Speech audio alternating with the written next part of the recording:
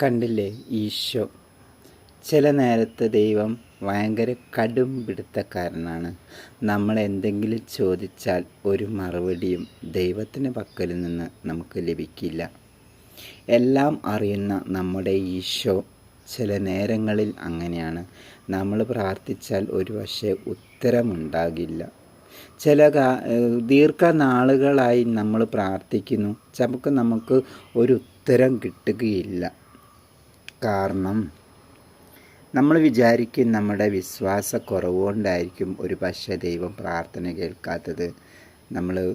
നമുക്ക് ഒത്തിരി പ്രശ്നങ്ങൾ, ദുരിതങ്ങൾ, കഷ്ടപ്പാടുകൾ, ആത്മഹത്യാ ചിന്തകൾ ഇങ്ങനെയെല്ലാം കടന്നു വരുമ്പോൾ നമ്മൾ വിചാരിക്കും നമ്മൾ പ്രാർത്ഥിച്ചിട്ട് നമ്മുടെ പ്രാർത്ഥന ദൈവം കേൾക്കുന്നില്ലേ എന്ന് നമ്മൾ വിചാരിക്കും. പക്ഷെ ദൈവം കാണുന്നുണ്ട്. നമ്മൾ ചെയ്യുന്ന പ്രവൃത്തി എല്ലാം അറിയുന്ന ഒരു ദൈവമാണ് നമ്മുടെ ഈശോ. ഒത്തിരിയേറെ മനസ്സ് വേദനിച്ചിട്ട് മറ്റാരും കാണാൻ കഴിയാത്ത നൊമ്പരങ്ങൾ ഉള്ളിക്കിടന്ന് ആരോടും ഞാൻ പറയുമെന്ന് വിചാരിച്ച് നമ്മൾ ആകെ ആശ്രയിക്കുന്നത് ഇതുപോലെ ഈശോയുടെ മുമ്പിലായിരിക്കും. ഇതുപോലെ ഫോട്ടോയിൽ നോക്കി നമ്മൾ പ്രാർത്ഥിക്കും. നമ്മൾ കേട്ടുകേൾവിയിൽ നിന്നും ദൈവം അത്ഭുതം പ്രവർത്തിക്കുന്നു, ദൈവം ദർശനം നൽകുന്നു എന്നുള്ള കാര്യങ്ങളൊക്കെ അറിയാം. എങ്കിലും നമ്മൾ പ്രാർത്ഥിക്കും ദൈവത്തോട്. പക്ഷെ ഒരു മറുപടി ഉണ്ടാവില്ല. ഈ ഫോട്ടോയിൽ കാണുന്നത് പോലെ ദൈവം കേട്ട് നിൽക്കും. നമ്മൾ നിരാശയിലാകും.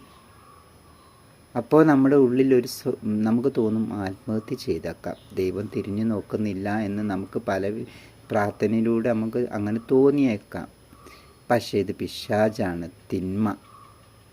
ആത്മഹത്യ ചെയ്തുകൊണ്ട് എന്ത് നേട്ടം? തുടരുകയാണ് പിന്നെ ജീവിതം. അന്നേരം നമ്മൾ മനസ്സിലാക്കുക, അവിടെ നമ്മൾ പൊരുത്തി മുന്നോട്ട് പോകണം.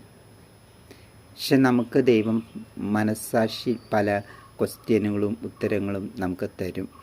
നമ്മളതനുസരിച്ച് തന്നെ മുന്നോട്ട് പോവുക. ദൈവം തരാതിരിക്കില്ല.